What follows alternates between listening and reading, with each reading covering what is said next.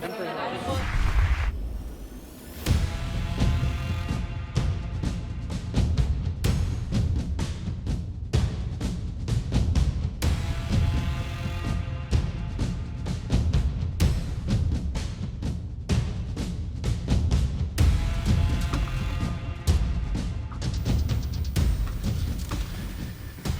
us sembla bé, començarem. Agrair-vos que estigueu presents.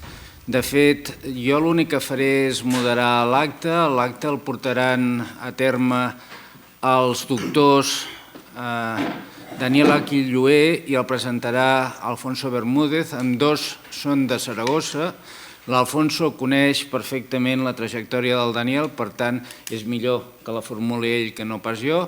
La major part dels presents ja coneixeu l'Alfonso, per tant no fa falta que us el presenti massa, però per dir-vos que té un contracte postdoctoral amb el Grenz, que n'ha guanyat 2, està amb el Juan de la Cierva, i que és un gran especialista en les guerres del Marroc. Li demano, sisplau, a l'Alfonso que sigui molt sintètic també amb el Daniel perquè ens centrem en el que és important, que és en el que hem parlat. El format que ells han decidit és que parlaran per blocs, que faran preguntes, després obriran la intervenció als presents i jo faré participaré en el debat i faré com es diu? És que ara no em surt de moderador. Faré de moderador de l'acte. Dit això, el Daniel no és d'aquí.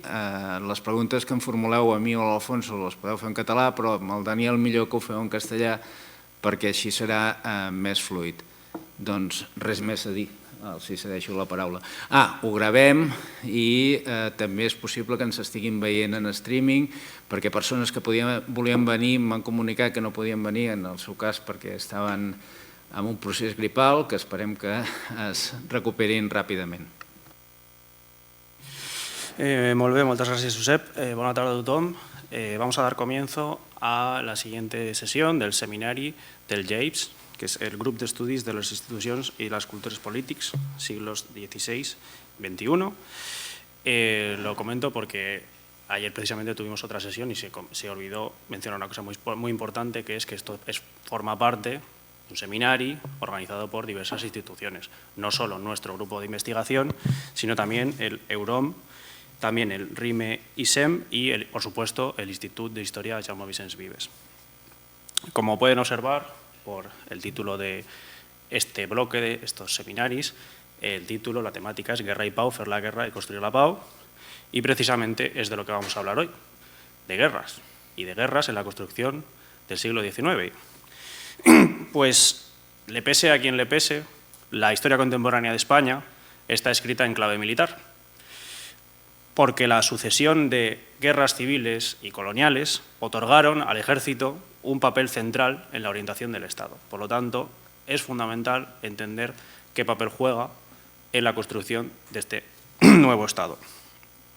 Hoy, para llevar a cabo esta sesión, tenemos el placer de contar con el doctor Daniel Aquillué Domínguez, que es doctor en Historia Contemporánea por la Universidad de Zaragoza, con la tesis titulada El liberalismo en la encrucijada entre la revolución y la respetabilidad, 1833-1843, la cual obtuvo la máxima calificación y la mención internacional, además de una mención honorífica de la Cátedra Cervantes de la Academia General Militar de Zaragoza. Y actualmente es profesor de la Universidad Isabel I, en el grado de Historia, de Burgos, perdón, del grado de Historia, Geografía e Historia del Arte. Los temas que ha trabajado el doctor Aquillué son temas relacionados con la Revolución Liberal, las guerras carlistas, la historia local, la historia pública y las guerras napoleónicas. Asimismo, tenemos que hablar de otra faceta también de Daniel Aquillué, que es su labor, su amplia labor como divulgador, porque desarrolla una amplia labor de transferencia del conocimiento histórico a través de diversos medios, como son las redes sociales, la recreación histórica y revistas de divulgación histórica. También otros méritos. Forma parte del Consejo de Redacción de RUM, la Revista Universitaria de Historia Militar. Es investigador agregado del Instituto de Estudios Riojanos y tiene diversos libros publicados sobre Bailén, el libro de su tesis, Armas y votos, politización y conflictividad política en España, el, para mí, mejor libro que se ha escrito sobre los sitios de Zaragoza, titulado Guerra y Cuchillo, los sitios de Zaragoza, 1808-1809, y su último libro, que no quería enseñar porque es un poco vergonzoso, pero titulado España con honra, una historia del siglo XIX español. Y además también ha publicado diversos artículos académicos, etcétera, etcétera. No me extiendo más. ¿Cómo va a ser el formato? Bueno, si queréis, podemos pasar el libro, pues si queréis echarle un vistazo. David. Muchas gracias. Bien, como ha explicado el profesor Pic, esto no va a ser una conferencia al uso, de que viene un ponente y nos cuenta su rollo, por así decirlo, sino que lo vamos a hacer en una estructura de bloques y en una estructura de diálogo. Es decir, la conferencia se va a estructurar en 3 bloques cronológicos. Yo voy a plantear unas cuantas preguntas al profesor Aquillué. También cerraré los bloques con alguna intervención corta y después, cuando acabe cada uno de los bloques, se abre un turno de preguntas para quien quiera hacer algún tipo de pregunta. Cuando se termine este turno, se pasa al siguiente bloque. Es un formato un poco diferente, pero vamos a tratar de dinamizar de esta manera. Sin más, Daniel, cuando quieras. Bueno, buenas tardes. En primer lugar, quisiera agradecer al profesor Pic y a Alfonso la invitación a participar en este seminario y, por supuesto, a la Universidad Pompeu Fabra que nos acoge y a todos ustedes, tanto quienes estáis aquí como quienes nos siguen en formato online. El siglo XIX está atravesado por 3 grandes procesos: la revolución, la contrarrevolución y las guerras, tanto exteriores como civiles. Y eso fue clave en la construcción y el desarrollo del Estado-Nación español. Como han mencionado, vamos a tratar 3 bloques cronológicos de este siglo XIX. Se puede hablar de un siglo XIX muy largo, desde 1793 a 1923, o de otro siglo XIX más corto y más típico, a veces 1808-1898. En ambos casos están marcados por conflictos bélicos o la intervención de los militares en la política. En la jornada de hoy vamos a empezar sobre todo por un siglo XIX que va desde 1793 a 1874, dejando para el final esa última parte. Primer bloque, desde la crisis de la monarquía a los improvisados sucesos de la guerra contra Napoleón en 2 fases, en una gran fase que es la llamada Guerra de la Independencia y un epílogo que muchas veces no se ha tenido en cuenta, que es la campaña de 1815. No se ha tenido en cuenta más allá de lo sucedido en los campos belgas de Waterloo. Comenzamos con la Guerra de la Convención. ¿Y por qué creo que es importante este conflicto bélico para la construcción de lo que posteriormente será el Estado-Nación español, ¿no? En esos momentos una monarquía imperial, una monarquía católica en la cabeza de Carlos IV de Borbón, monarca ilustrado y con una mala fama que le viene por la propaganda de su hijo Fernando VII, que nos hemos creído muchas veces a pies juntillas sin cuestionarla, ¿no? Bajo el reinado de Carlos IV tiene lugar la guerra contra la Convención Francesa, o Guerra del Roselló, o Guerra Gran, que afectó fundamentalmente a la frontera pirenaica, desde el País Vasco, tanto francés como español, hasta Cataluña y el Rosellón, en la zona ya entonces francesa. Esta guerra fue el choque entre la monarquía tradicional del antiguo régimen y la nueva República Francesa. Y supuso varios cambios a nivel militar y a nivel político. Primero, este choque con la revolución va, en cierta medida, a impregnar a la monarquía española, va a ser un momento de circulación de ideas contra las que se combate, y luego a nivel militar se va a ensayar por parte de la República Francesa, de la Primera República, de la Convención, un método de reclutamiento novedoso, que es la leva en masa en defensa de la patria en peligro por parte de los ciudadanos soldados, en vez del ejército tradicional de la monarquía anterior borbónica francesa. Frente a eso, la monarquía de Carlos IV va a utilizar todos los resortes a su alcance para hacer frente a esa masiva movilización.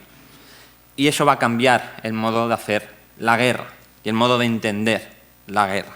Se va a pasar de una guerra de carácter dieciochesco a lo que será una guerra total. Que de esto también hay un debate historiográfico a nivel más amplio, a nivel europeo, de si las guerras revolucionarias y las guerras napoleónicas, mismo conflicto en cierta medida de 1792 a 1815, fueron una guerra total. Ahí está la obra de David Bell o la obra de Alexander Mikaberidze sobre las guerras napoleónicas como guerra total. Bien, pues frente a la leva en masa, Carlos IV va a tener su ejército tradicional del siglo XVIII, el ejército borbónico que se ha ido formando desde las ordenanzas de 1704 con Felipe V. Estas reales banderas son un ejército al servicio del rey, un ejército que no es un ejército nacional, sino un ejército profesional de voluntarios, aunque también a veces de reclutas forzados mediante el incipiente sistema de reclutamiento forzoso que luego se llamará quintas, pero también es un ejército con tropas suizas, italianas, valonas, etc. Pero este ejército no es suficiente para hacer frente a todos los hombres que pone sobre el campo de batalla la República Francesa, y se va a recurrir a milicias, a somatenes, a miquelets, para hacer frente a la invasión francesa en Cataluña y en el País Vasco en la campaña de 1794.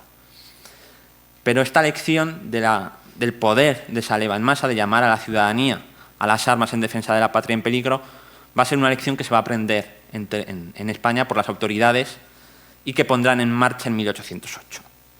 Además, para hacer frente a esa invasión francesa, se va a ensayar un discurso político de movilización de la población, que es un discurso que va a ser contrarrevolucionario, que es el de Dios, patria y rey, que es algo muy estudiado por Pedro Rújula de la Universidad de Zaragoza, un discurso que se va a prolongar en el tiempo, desde 1793, que es cuando se ensaya, hasta la guerra realista de 1821-23 o en el discurso carlista ya a partir de 1833. Por tanto, esta última guerra dieciochesca, que da paso a la guerra total, tiene una impronta en la monarquía española y que derivará en la crisis de 1808 en los primeros pasos de un nuevo Estado-nación.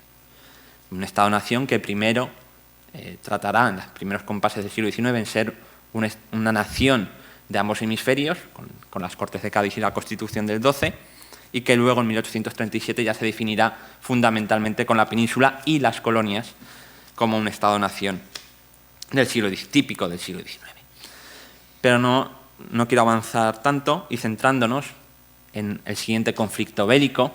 Dejamos de lado la guerra de 1801 contra Portugal o la guerra marítima contra la monarquía británica. 1808 marca un punto de inflexión, porque se derrumba, se viene abajo, se quiebra la monarquía tradicional borbónica, con primero las abdicaciones de Bayona, el 6 de mayo, y posteriormente, 3 semanas después, con el inicio de la guerra contra Napoleón por parte de los españoles leales a Fernando VII. Bien, cuando se declaran las juntas de gobierno que reasumen la soberanía en nombre de un rey cautivo, Fernando VII que está en Francia, estas juntas declaran la guerra y se lanzan al vacío. El ejército profesional borbónico está disperso por las plazas costeras, fundamentalmente bloqueando Gibraltar, o bien está en expediciones en Portugal o en Dinamarca, como la expedición del Marqués de la Romana, con parte de las mejores tropas del rey.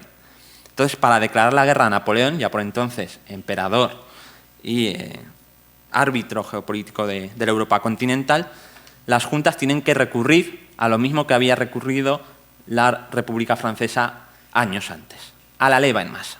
Todo varón entre 16 y 40 años es reclutado en defensa de la patria en peligro ante la traición del corso. para mucha gente va a ser su primera experiencia bélica y a la vez política, de intervención directa en la esfera pública. Y eso no se va a olvidar, porque van a deponer con esas armas que se dan en la mano, que tienen en la mano, van a deponer autoridades, tanto godoístas, civiles como militares, incluso fernandinas, al grito de traidores, incompetentes o cobardes. Muchas veces van incluso a ser arrastrados con escarnio, con lo cual no solo es una participación militar de esta leva en masa, sino política.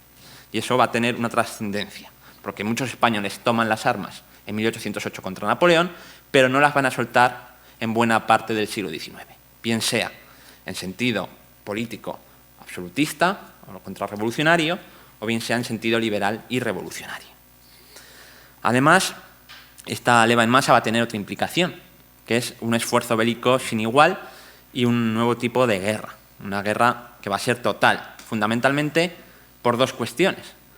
Por un lado, los asedios a ciudades, no a plazas fortificadas, según baluartes de Vauban, como era, por ejemplo, Barcelona, o Girona, o Pamplona, o San Sebastián, sino a ciudades que, según la tradición y la mentalidad militar del siglo XVIII, no tenían por qué ofrecer resistencia. Caso paradigmático de Zaragoza en sus dos asedios. Ciudades que van a ser bombardeadas indiscriminadamente, no solo objetivos militares, no solo fortificaciones, ciudades en las que va a haber una participación de la población civil en la defensa, con una importante y reseñable participación de las mujeres, no solo en labores logísticas que siempre habían estado, sino con las armas en la mano.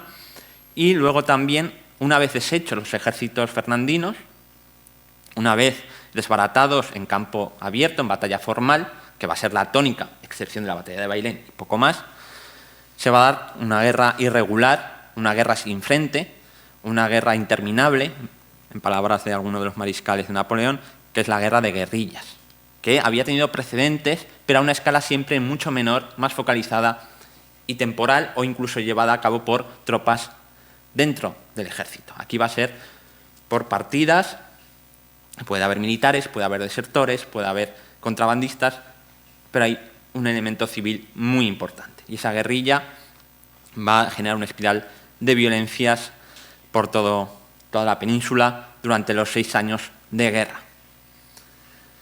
6 años de guerra que, como bien definió ya en 1835 en su obra El Conde de Toreno, fue levantamiento, guerra y revolución. Es el inicio de la Revolución Española, de la Revolución Liberal, que comienza con las juntas, con la apertura de cortes en la isla de León en 1810, la Constitución del 12.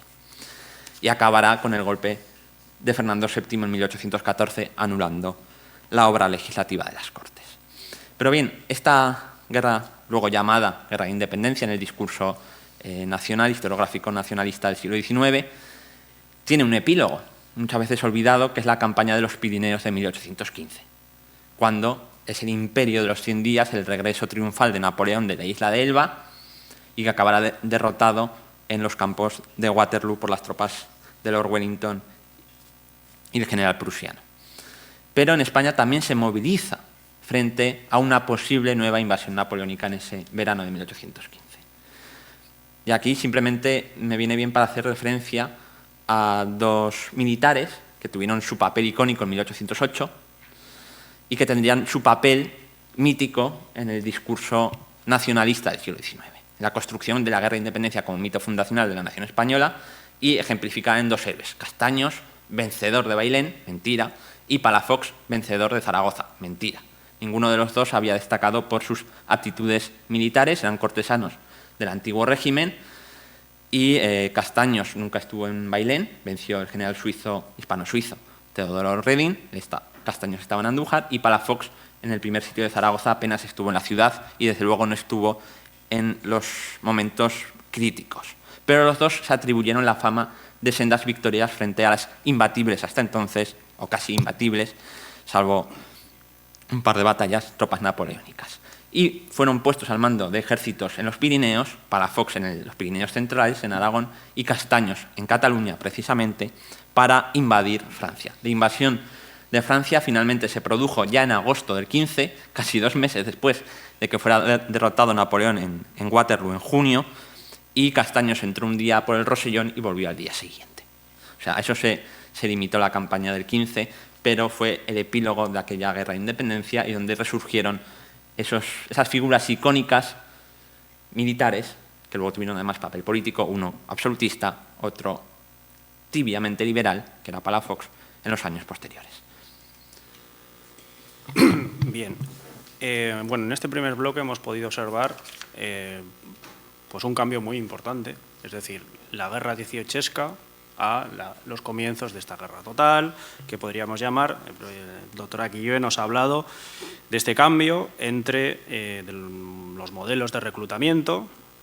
Anteriormente pues existían 3 modelos, básicamente: soldados voluntarios, levas puntuales y más adelante, como bien nos ha explicado Aquilloé, el sorteo de quintas, que tras la Revolución Francesa este último sistema, conocido también como el servicio militar obligatorio, va a ser el denominador común que se extendió progresivamente por los distintos países. Tenemos que entender que la consolidación del Estado-nación y del ejército moderno van de la mano, son simultáneos, reforzándose de forma recíproca durante todo el siglo XIX. Y al mismo tiempo van apareciendo las grandes bases del ejército contemporáneo, que son: 1, el militar de carrera, y 2, la conscripción obligatoria y general. Si bien el sistema de reclutar hombres por sorteo deriva de los repartimientos forzosos y obligatorios que se pusieron en marcha a partir ya de 1620, y aquí sé que me estoy metiendo en historia moderna, pero estoy tranquilo porque le he preguntado antes de la charla a un gran modernista, David Ferre, con lo cual estos datos están comprobados, y estos repartimientos comienzan ya a denominarse quintas, popularmente, pero no serán regulares hasta principios del siglo XVIII, introducidos, como ha dicho Daniel, a partir de 1704 por la dinastía borbónica española, a emulación de la francesa, pero van a depender siempre de circunstancias bélicas, como por ejemplo en 1726, 1731, etc. Y en España las denominadas quintas o levas por sorteo datan por primera vez de 1770, momento en el que un real decreto determina que todos los años se harían quintas para proporcionar hombres al ejército. Pero también tenemos que fijarnos en la otra parte, en la otra cara de la moneda, que es cómo la población asume estas quintas, cuáles son las respuestas a ellas. Y son diversas las respuestas de las poblaciones al hecho de que un ente como el Estado, que en esos momentos es percibido como algo muy difuso, el Estado no existe todavía, por así decirlo, cómo es percibido que una vez al año este ente difuso recurriera a sus ciudadanos para arrancarlos de su hábitat normal y llevarlos a un destino incierto. Y de hecho la conscripción ha sido caracterizada por algunos autores como Michel Bozón como el rapto legal de la juventud masculina por el Estado. Y el propio término quinta también es interesante analizar de dónde viene por sus implicaciones sociológicas y mentales para la población. En origen, esta palabra proviene del sistema de reclutamiento basado en las quintas, en las que se escogía para el ejército a una quinta parte de los mozos en edad militar mediante un sorteo, y este concepto viene ligado a la patrimonialidad del propio rey sobre el ejército. De igual forma que se debe guardar para el monarca una quinta parte de lo descubierto y conquistado, una quinta parte de la población le pertenece, por así decirlo, y debe formar parte de su ejército. Con el paso del tiempo, aunque se instaurara el servicio militar obligatorio, con diversas excepciones, como vamos a ver después, el nombre quinta permanece vinculado al sistema y arraigado en la sociedad y en la propia administración del Estado. Y ello también, desde mi punto de vista, puede favorecer que quedara en el sustrato del subconsciente colectivo que los quintos iban a servir al rey y que era la voluntad del monarca la que hacía que una vez al año se arrancara a los jóvenes de sus hogares. Al hilo de esto, me gustaría preguntar al doctor Aquilloé sobre esta interesante cuestión que ha planteado de que para muchas personas es su primera experiencia militar, pero también política. Es decir, militar y política. Esto me ha llamado bastante la atención. Entonces, ¿podrías hablarnos, Dani, de qué noción política podían tener quienes tomaron las armas contra Napoleón? Esa es la primera de las cuestiones que me gustaría plantearte. Y después has hablado de que se construye un mito nacional para luchar contra Napoleón. ¿Podrías ahondar sobre cómo se construye el mito nacional de la Guerra de Independencia española? Bueno, lo primero, ¿cuál es la noción política o la politización de la sociedad a partir de 1808? Para empezar, esto no viene de la nada, no surge de la nada. En la primavera de 1808, antes de que se inicie la guerra que por otro lado nadie se esperaba, ni ninguna autoridad napoleónica, ni ninguna autoridad española, como mucho un par de motines sofocados a cañonazos. De hecho, se pensó que el motín madrileño del 2 de mayo era el principio y el fin, pero no fue así. La politización venía de esa primavera, ¿no? Del movimiento popular contra Manuel Godoy, por entonces generalísimo y ministro de Carlos IV. Movilización popular, que no era popular solo, sino que había una gran oposición a Godoy por parte del partido fernandino, de la nobleza y parte del clero, opuestos a las reformas del ministro, tenido por la propaganda fernandina, como amante de la reina, María Luisa, aunque las investigaciones de Calvo Maturana y Emilio La Parra lo han desmentido.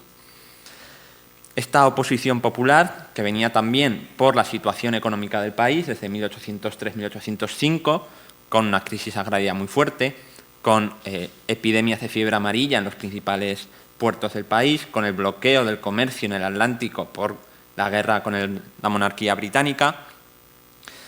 Todo eso se confabulaba contra Godoy, que además había decretado nuevos impuestos para impulsar y fortalecer la monarquía y las reformas, incluido un impuesto al vino, que era artículo de primera necesidad para las clases populares.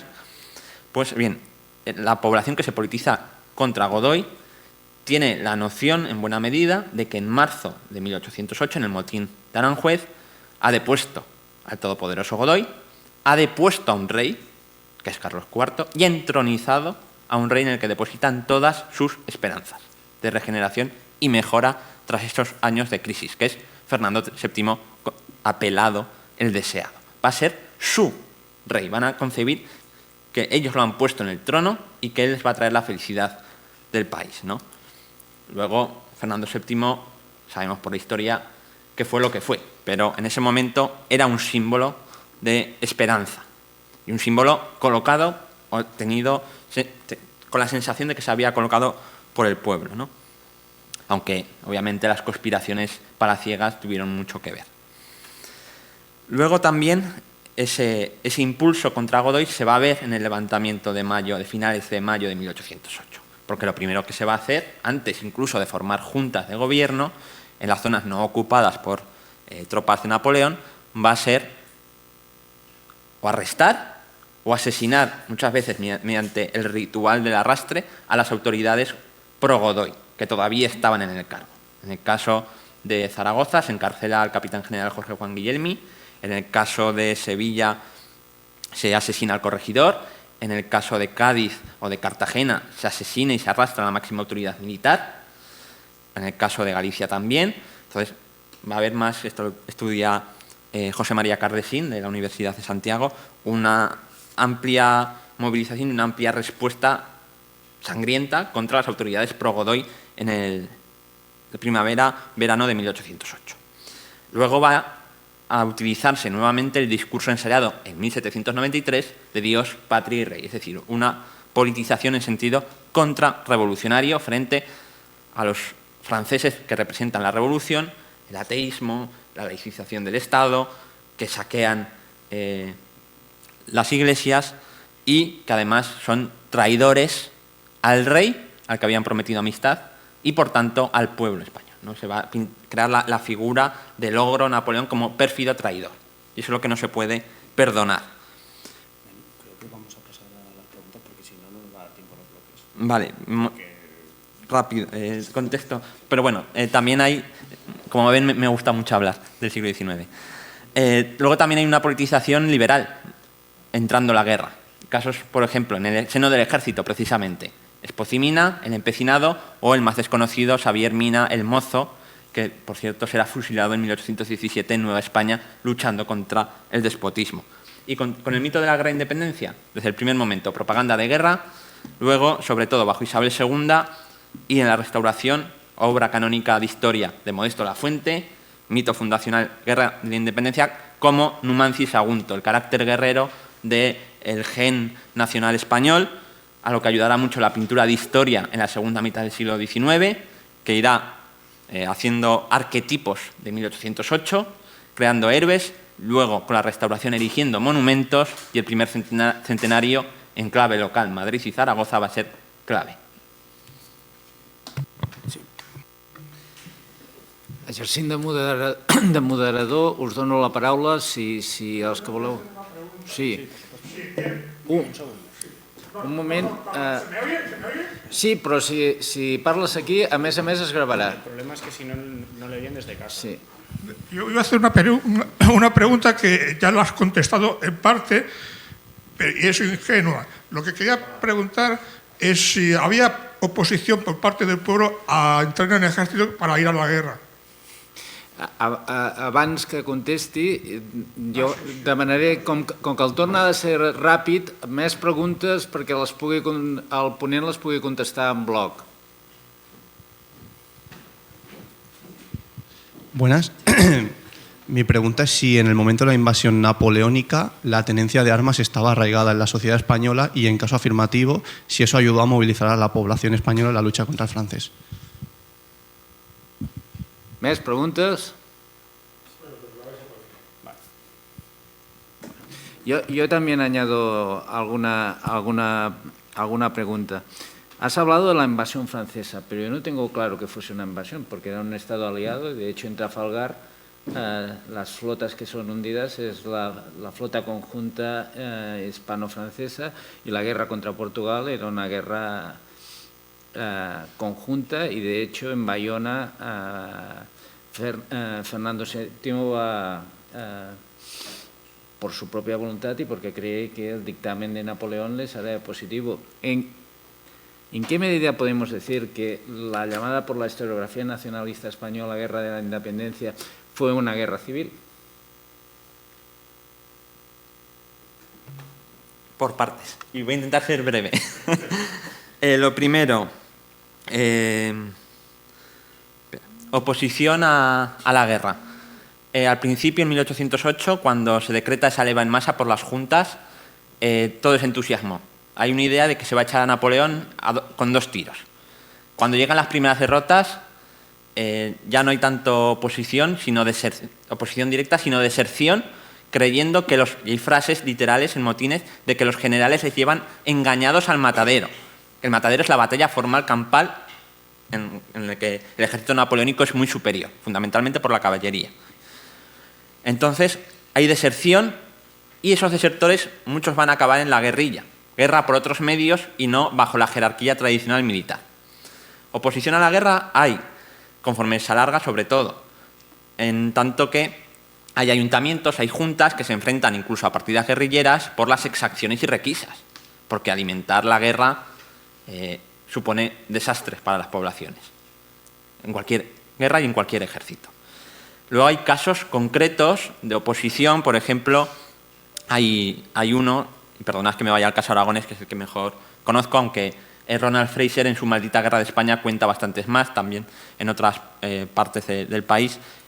Pero, por ejemplo, nunca me acuerdo si es Rubilos de Mora o Mora de Rubilos. Bueno, en Teruel hay un tal Francisco Escriche, que cuando llega la orden de la Junta de Zaragoza y de Palafox de leva en masa, argumenta que él no se va a enrolar en el ejército, en el nuevo ejército de Aragón que se está formando, porque ya tiene un hermano combatiendo en las reales banderas del rey. Entonces no entiende por qué tiene que acudir él, cuando todos los demás vecinos sí. Y son los propios vecinos y vecinas los que le coaccionan, lo quieren linchar literalmente por no alistarse. Entonces, en un primer momento hay un entusiasmo, un fervor patriótico, fernandino, muy importante en la población española.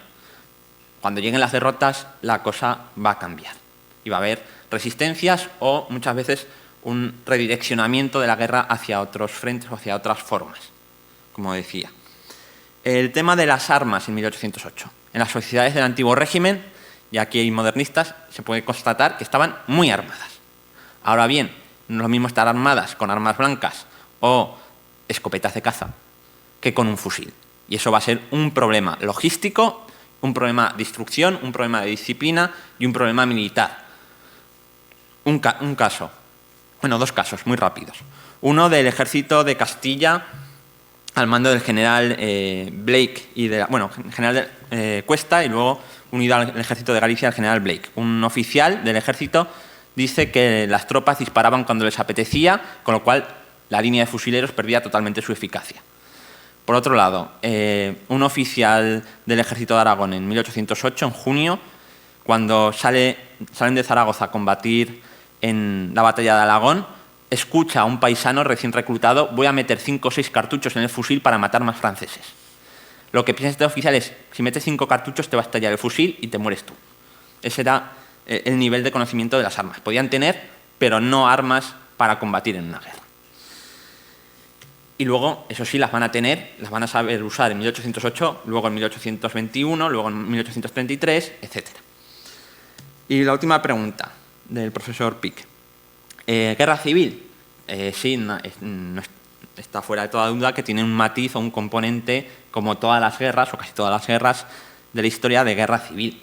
En los afrancesados, josefinos, o llamaríamos colaboracionistas luego, fueron bastantes. Sobre todo a partir de 1810, cuando José, tras la de vencer en Ocaña, entra en Andalucía y se puede sentir por primera vez rey de España e Indias. Incluso intentará tener su propio ejército con unos 10.000 efectivos. He estudiado este tema por Luis Orando, pero el Estado josefino va a ser realmente débil, para empezar por la oposición de su hermano Napoleón y de los generales bajo el mando de Napoleón. Pero no es... A pesar de todo, a pesar de este matiz de guerra civil, no va a ser el eje fundamental. Y cuando comienza la guerra comienza con un cariz distinto a otras guerras, porque no la declara un rey, la declaran juntas que asumen la soberanía, entienden, o se definirán como nacional, como sentir patriótico. Y entienden que Napoleón, aliado hasta ese momento, ha traicionado, como decía, la confianza no solo del rey, sino del pueblo español.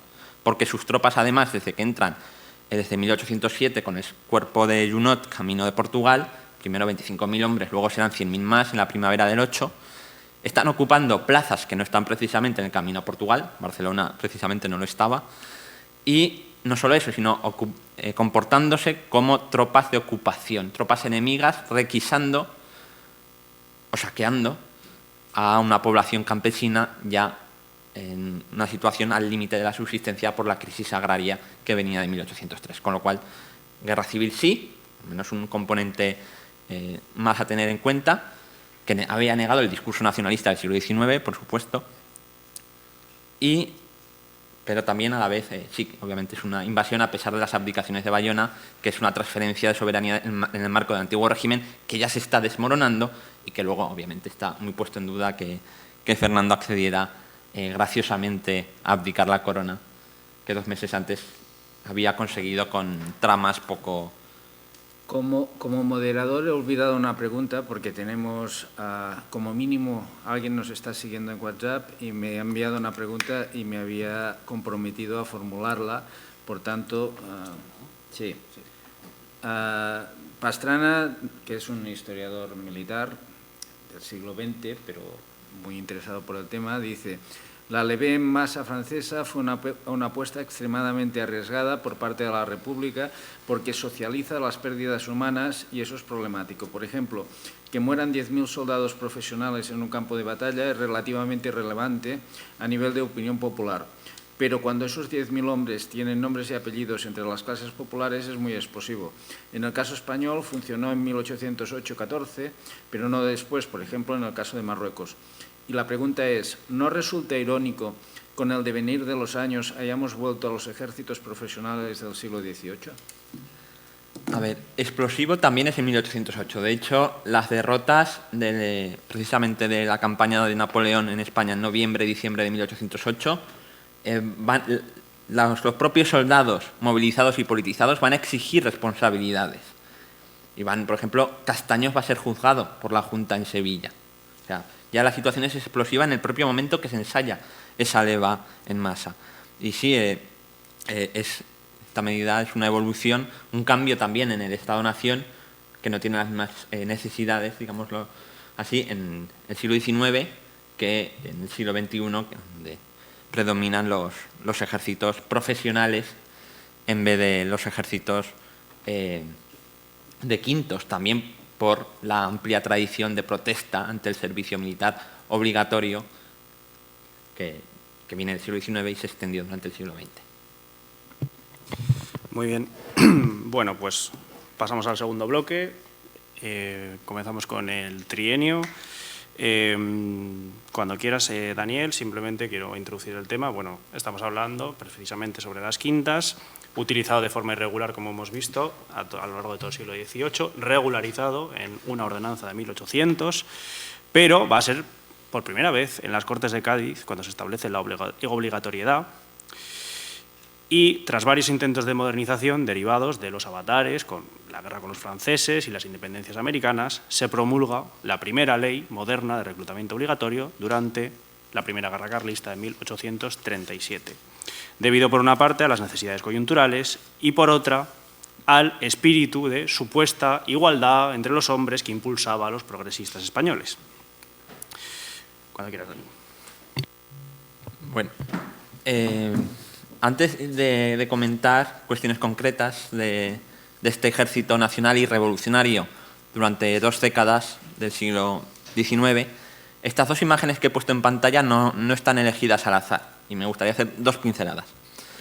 A la derecha, bueno, a su izquierda, bueno, ven una imagen que a mí me gusta mucho porque me recuerda en cierta medida o me sugiere, después de haber leído algunas cartas de cónsules de 1836, a los fantasmas que recorrían Europa en el siglo XIX de 1792 y el asalto al Palacio de las Tullerías en París, que acabó con la monarquía francesa, aunque luego fuera restaurada años después. Es una imagen de la noche del 12 de agosto de 1836 y es la primera y casi única, junto a 1873, intervención revolucionaria que tuvo algún éxito del ejército español en el siglo XIX, ¿no? Y es un momento de inflexión en ese siglo XIX. El asalto por parte de la tropa al son del himno de Riego, del Palacio de la Granja, como culmen de una revolución iniciada 2 semanas atrás en Málaga y que impuso a punta de bayoneta la constitución a la monarquía borbónica. Y al otro lado, Juan Álvarez de Mendizábal, liberal progresista, que se podría calificar, yo lo califico un poco rimbombantemente, como un padre de la patria o un padre del Estado-nación, porque en la década de 1830, en su labor del gobierno, volvió a decretar una gran leva, una gran quinta, la de los 100.000 hombres, y junto a ello inició la desamortización, que lleva su nombre, desamortización de Mendizábal, que fue clave en la financiación del ejército español nacional que venció a la contrarrevolución en 1840 y que fue clave, por tanto, en la construcción de un Estado-nación liberal homologable a sus vecinos europeos. Pero esto no venía de la nada, ¿no? Hemos hablado de la politización de la sociedad en 1808, en un sentido contrarrevolucionario, pero también en un sentido liberal, y ese sentido liberal se va a dar sobre todo, o en buena medida, en el seno del ejército, de ese ejército que durante la guerra contra Napoleón hay muchos mandos que ascienden por méritos de guerra y no por su sangre noble, como había sido tradición en el ejército real borbónico. He mencionado Espoz-y-Mina, Mina el Mozo, el Empecinado y otros tantos que van a conseguir méritos. Esos se van a ver marginados por Fernando VII a su regreso y van a caer politizados del lado liberal y van a inaugurar a partir de 1820, con el primer pronunciamiento exitoso, una serie de intervenciones de militares en política. Y va a ser una intervención generalmente, además, en sentido, muchas veces, sobre todo en las primeras compases del XIX, en sentido de avance, en sentido liberal y constitucional, fundamentalmente a través de la figura del pronunciamiento, que no es un golpe de Estado, y esto hay que dejarlo claro, y en eso ha trabajado mucho la historiografía también. Un pronunciamiento que generalmente además es de la periferia al centro, que comienza generalmente con manifiesto con un militar con cierto liderazgo, que es cabeza, es solo la cabeza de un entramado civil y militar mucho más amplio, y que espera que ante ese manifiesto que él cree y yo verdaderamente que representa la opinión nacional, el gobierno central diga: sí, tenéis razón, vamos a hacer reformas, vamos a hacer cambios. Lo que pasa es que esta utopía insurreccional, como dijo Irene Castell, muchas veces va a fracasar. Y solo va a tener éxito cuando vaya acompañado de una revolución, muchas veces en las ciudades, con la formación de juntas. Caso paradigmático, el pronunciamiento que acabaría encabezando el 1 de enero de 1820 Rafael del Riego, en Cabezas de San Juan, Sevilla. El pronunciamiento en favor de la Constitución de Cádiz, con esa arenga de que, diciendo que la Constitución hacía igual ante la ley desde el rey al último labrador y que iba a liberar de las cadenas tanto a los españoles peninsulares como a los hermanos de América, pero el pronunciamiento fracasó. Solo 2 meses y pico después, cuando hay un movimiento revolucionario en las ciudades, se forman juntas y hay una multitud que se concentra frente al Palacio Real de Madrid, Fernando VII tiene que jurar la Constitución. Durante el trienio constitucional, que se inaugura entonces hasta el año 23, que acaba con la invasión de 100.000 soldados borbónicos franceses, los 100.000 hijos de San Luis, del duque de Angulema, esos 3 años van a ser de intensa politización, no solo en el ejército, sino de la sociedad, también ahora en el sentido liberal, a través de la figura de la milicia nacional. Institución consagrada en la Constitución, desarrollada por los poderes locales cuasi democráticos en ese momento. Institución, la de la milicia nacional, que a pesar de ser milicia y tener armas, no va a ser parte del ejército, sino que es ciudadanos civiles, dependientes de ayuntamientos electos, que toman las armas en defensa de la Constitución. Con lo cual es diferente del ejército, pero al tener armas van a tener una implicación importante.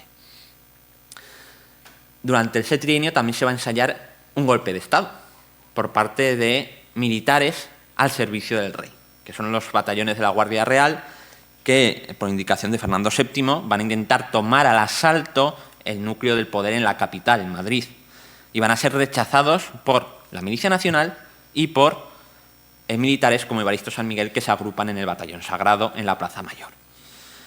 Es una dinámica distinta al pronunciamiento, porque aquí van al asalto del poder, un cuerpo militar, y en el centro del país. Este trienio acaba con esa campaña de 6 meses del año 23, en la que los ejércitos constitucionales no van a poder hacer frente convenientemente a las tropas del duque de Angulema.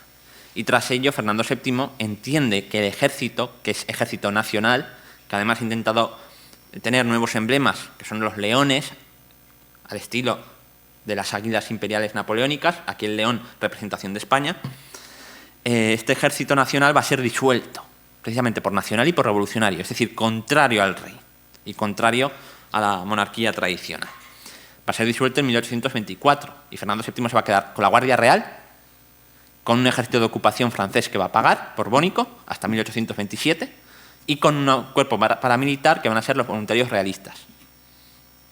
Pero, a la muerte de Fernando VII, hay una nueva guerra civil, después de la guerra realista de 1821-23. Esta guerra civil, guerra de los 7 años, primera guerra carlista, que comienza con una guerra dinástica, pero va a ser una guerra por el Estado-nación, al final. Una guerra entre 2 modelos políticos y que va a politizar enormemente de nuevo a la sociedad española, fragmentada casi al 50%, y que va a tomar las armas. Para hacer frente a la sublevación carlista, la reina regente, María Cristina, va a tener que transigir primero con el liberalismo y luego se le va a imponer el constitucionalismo. Pero no tiene fuerza militar, tiene apenas entre 60.000 y 70.000 soldados del rey, que había dejado su difunto marido. Eso no es suficiente para hacer frente a una sublevación que inicialmente hay casi 200.000 voluntarios realistas en armas, o con intento de armas. Entonces se va a tener que recurrir a las quintas. Y aquí va a ser clave la quinta de los 100.000 hombres de Mendizábal, que es llamado al gobierno en el año 35. Esta quinta que se va a sufragar con el crédito conseguido a partir de la desamortización en buena medida. Una quinta de 100.000 hombres que se plantea como una cruzada nacional, una cruzada liberal contra los insurrectos, contra los facciosos. Van a a llegar a integrarse en el ejército unos 60.000, 70.000 hombres. No los 100.000, pero en la situación en la que estaba el país es todo un logro logístico esos 60.000. Esos quintos van a marchar al frente norte esencialmente, también al frente catalán, al frente aragonés, al son del himno de Riego, que ya per se es una politización nacional y liberal, progresista o radical. Estos hombres van a pasar por el ejército más de 300.000 hombres en este periodo y en el año 37 van a intervenir, por ejemplo, destituyendo y asesinando a generales acusados de ineptos, corruptos o cobardes. Una ola de motines que sacude el ejército del norte en el verano del 37 y que solo un general carismático, un centauro carismático, va a ser capaz de restablecer el orden en ese ejército nacional, que es Baldomero Espartero, quien había tenido una carrera por méritos propios en la guerra contra Napoleón, en las guerras en Hispanoamérica y finalmente en la guerra carlista, que va a depender, va a tener su base de carismática sobre la batalla de Luchana del 25 de diciembre de 1836, poniéndose él mismo varias veces al frente de sus hombres como uno más. Y hay una noción de igualdad en el seno de ese ejército nacional y revolucionario. Hay unos generales traidores, que son los que llevan espada y están detrás, y hay unos generales que son iguales a las bayonetas de los pobres soldados de infantería que se ponen al frente. Ese es Espartero. Y sobre el mito de Luchana y ese arrojo, esa bizarría que se dice en la prensa, va a conseguir una aura carismática y va a vencer a la contrarrevolución. Va a ser la personificación del Estado, porque gracias a Jacinta Martínez de Sicilia, su esposa, que le manda remesas de dinero desde Logroño, va a poder también sufragar a sus hombres. Entonces, antes de que llegue el sueldo del Estado, lo adelanta Jacinta a través de Espartero. Entonces, eso también va a ser importante, porque cuando acaba la guerra hay un conflicto entre liberales moderados y liberales progresistas por dirimir cuál es el modelo de Estado liberal a través de los poderes locales. Son poderes locales casi democráticos, con ayuntamientos electos, o son poderes locales designados desde el Gobierno de Madrid a través de los jefes políticos, gobernadores civiles, y luego designando a los alcaldes. Ahí Espartero va a ser llamado por la reina, que está en Barcelona, para que reprima el movimiento juntista que se opone al cambio en los ayuntamientos, por decir que es inconstitucional. Y Espartero va a negarse a reprimir al movimiento juntero en un pronunciamiento negativo, como lo define Alberto Cañas de Pablos, y, por tanto, va a promover con su actitud el mantenimiento de la Constitución progresista de 1837, el mantenimiento de ayuntamientos electos, una deriva concreta del Estado liberal hacia el progresismo y el exilio de la regente María Cristina. Y las Cortes van a votar a Espartero como regente constitucional de España durante 3 años, hasta la mayoría de edad de Isabel II. Va a tener el apoyo, sobre todo inicialmente, del ejército, de la milicia nacional, que llega a los 400.000 hombres, de las clases populares, que lo ven como uno de los suyos, que, con la expresión de por tanta sangre derramada en 7 años de guerra contra la contrarrevolución encarnada en el carlismo. Espartero va a ser regente constitucional e ídolo de masas, el primer gran, entre comillas, espadón del reinado isabelino. Aquí en imagen un grabado de finales del 19 de Espartero en el puente de Luchana con la rojigualda, que entonces todavía no se había adoptado como bandera del ejército de tierra ni bandera nacional. Otra imagen de los sargentos en la granja imponiendo la Constitución a la reina y una imagen de una historia de la milicia nacional con la bandera tan emblemática de por la reina y la libertad. Bien, muchas gracias, Dani. Hemos terminado con este momento en el que Mendizábal decide que se necesitan muchísimas tropas, hay que pagarlas de alguna manera, para ello, en gran parte, y por otros motivos obviamente, se hace esta desamortización. Ya hablábamos al principio de la primera ley de reclutamiento moderna que viene precisamente con esta Constitución de 1837. Pues el naciente y disputado Estado liberal necesitaba una gran cantidad de tropas para derrotar al absolutismo y para ello comenzó a vislumbrarse el ideal, ya atisbado en el Cádiz de 1812, de que la adquisición de la ciudadanía conllevaba no solo derechos, sino deberes que nadie podía eludir. Por lo tanto, va a ser, a partir de ahora, cuando la obligación de defender a la patria con las armas, cuando fuera necesario, empezó a estar regido por la ley. Y en todos los regímenes liberales decimonónicos españoles y en todos los textos constitucionales del periodo va a estar presente. Ya aparecía en el artículo 361 de la PEPA, en el sexto de la Constitución Progresista de 1837, en el sexto también de la moderada de 1845, en el artículo séptimo de la de 1856 y posteriormente en la de 1869 y, por supuesto, en la de 1837. Por lo tanto, esta es la gran novedad de 1837, es que se abole finalmente los privilegios que hasta entonces habían poseído los estamentos dirigentes, como es, uno de los más principales, la exención gratuita, es decir, el derecho de no tener que ir a la guerra simplemente por derecho de nacimiento, sin ni siquiera pagar una tasa. Y este sistema, aunque con diversos y significativos cambios, es el que se va a mantener vigente hasta la Ley de Reclutamiento y Reemplazo de 1912, durante el gobierno de Canalejas. No obstante, ¿qué se va a establecer a partir de este momento?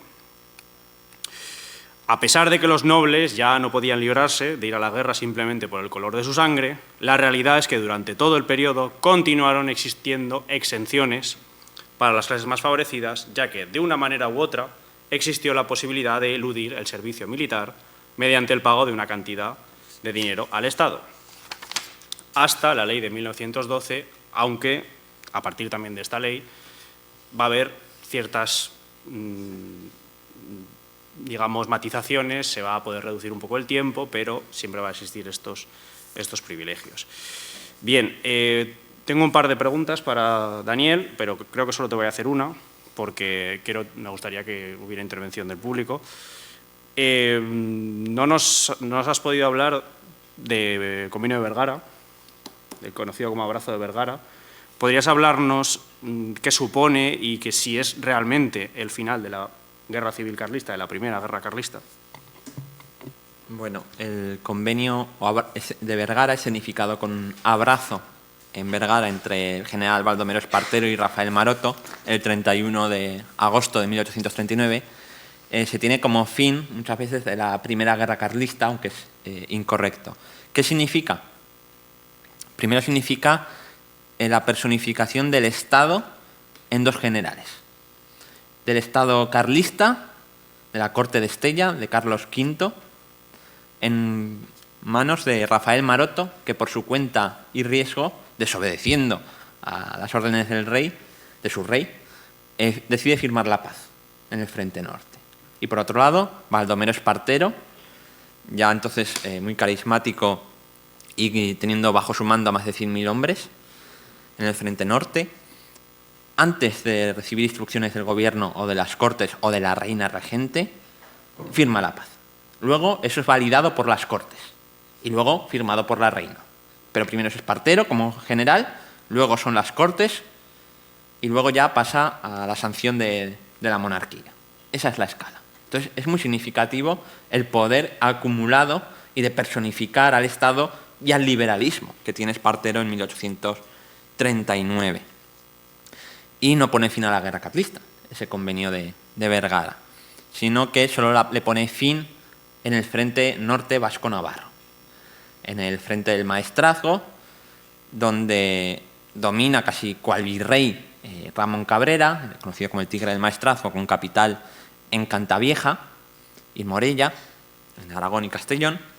Va a resistir casi un año más, hasta que todo el ejército liberal, Espartero desde Zaragoza y Alcoriza y O'Donnell desde la zona de Teruel, van a hacerle una pinza y van a derrotarle en el invierno y primavera de 1840. Tras eso, Cabrera se une a los carlistas catalanes y acabarán en la zona de Berga en julio de 1840, partiendo al exilio los carlistas, ¿no? Que muchos acabarán en Toulouse, casi capital del carlismo, ¿no?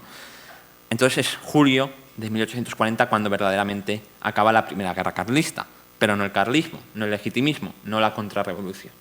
Y además ahora acaba de sacar un nuevo libro sobre el tema Jordi Canal, no recuerdo, sobre este tema, porque el carlismo va a tener una larga vigencia. Bueno, hasta hoy vemos a algunos carlistas en situaciones en cierta calle que lleva el nombre de un militar isabelino y liberal que fue Valentín Ferraz, natural de un pueblo de Huesca, por cierto, de Anciles. Bueno, y militar progresista. El caso es que el carlismo estará en armas en el ciclo revolucionario europeo de 1846-49, que también tiene su impacto en España, tanto con progresistas republicanos y también con partidas carlistas, especialmente en la zona aquí de Cataluña, pero no es una guerra carlista en general, porque no está entremezclada con muchos más conflictos, está muy focalizada. Luego hay intentos de pronunciamiento un poco extraños, como el de San Carlos de la Rápita, a cargo del general Ortega en 1860. Ortega, por cierto, era de Tauste, de Zaragoza, yo siempre barro para casa. Y luego está la Segunda Guerra Carlista, o Última Guerra Carlista, del año 72 al 76. Y, bueno, hay un epílogo que es la participación del Requeté, que es la milicia mejor organizada en el periodo entre guerras, en la sublevación de julio de 1936 y que sea fundamental para el triunfo de la sublevación en Navarra y Aragón, en buena medida. Y luego estarán integrados en la dictadura. O sea, el carlismo coleó mucho. Muy bien, pues vamos a dar paso a turno de preguntes i Josep, además, sé que tiene alguna. Sí, però primer us toca a vosaltres. En tenim 3, doncs feu circular. Comences tu, David. Tendría una pequeña puntualización de algo que hemos hablado antes y la pregunta si se puede. La primera puntualización va por el tema de las armas en la sociedad. Es cierto que las sociedades de antiguo régimen son sociedades mucho más armadas de lo que a primera idea podríamos tener, pero tenemos que también tener claro las particularidades regionales o provinciales. Por ejemplo, en Cataluña, durante todo el 18, la tenencia de armas estaba muy controlada. Se hicieron decretos de control y requisa de armas constantemente, hecho que quería decir que seguían habiendo armas, porque si no, no hubiese sido necesario hacer tantos decretos recordándolo, pero aunque sí circularon armas, hubo un intento de control de esta tenencia de armas, y especialmente armas de caza, escopetas de pequeño calibre, alguna pistola, etcétera, pero sobre todo eso. Ya está, solo para puntualizar eso. Entonces, mi pregunta iría hacia cuál fue la actitud de estos nuevos cuadros medios y altos del ejército revolucionario constitucional, o incluso durante el proceso de la guerra carlista, diríamos, estos cuadros ante la movilización política y la actitud de las partidas y de la penetración de los hombres que participan en partidas en el ejército, y si eso podía generar un núcleo de inestabilidad dentro del propio ejército, ¿no? Esta penetración de la movilización política realista, ¿no? tanto regular como irregular, y si esto había algún peligro, ¿no? de hacer el salto dentro del propio ejército, donde había esta clase de oficiales más liberales.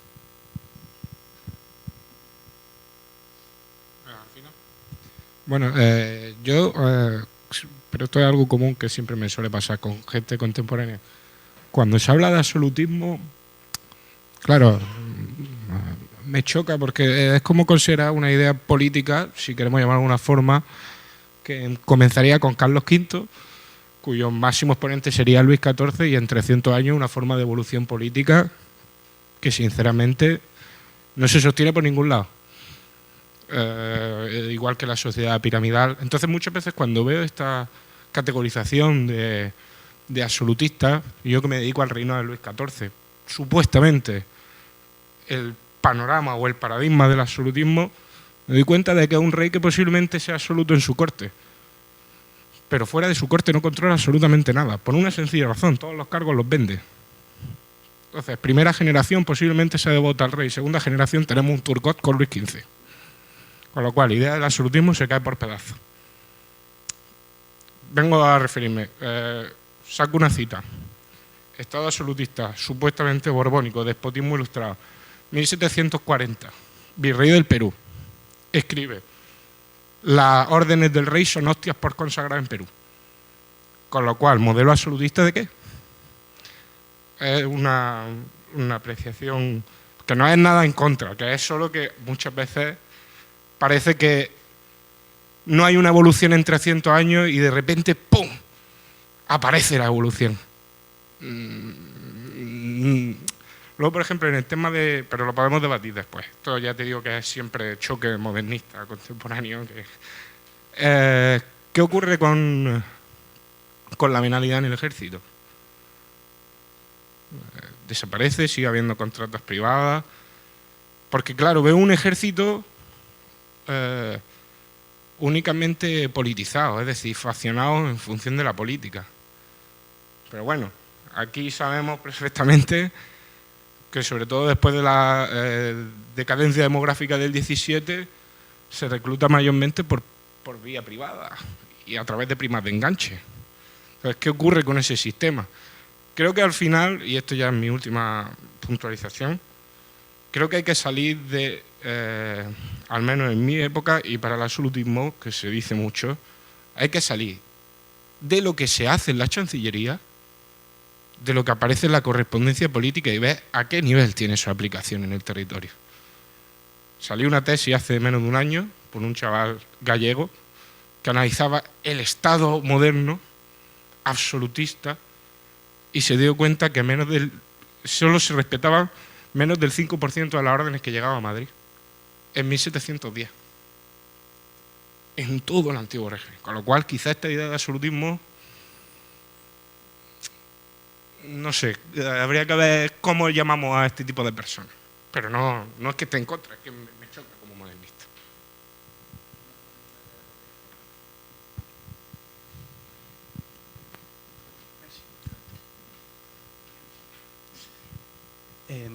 Bueno, como política y ejército están entretejidos durante el siglo XIX y los liberales, según has comentado o he querido entender, le quieren dar una propia significación progresista o liberal, es llamativo porque en las primeras décadas del siglo XX el ejército es uno de los estamentos más asociados a las élites junto con la Iglesia y la aristocracia.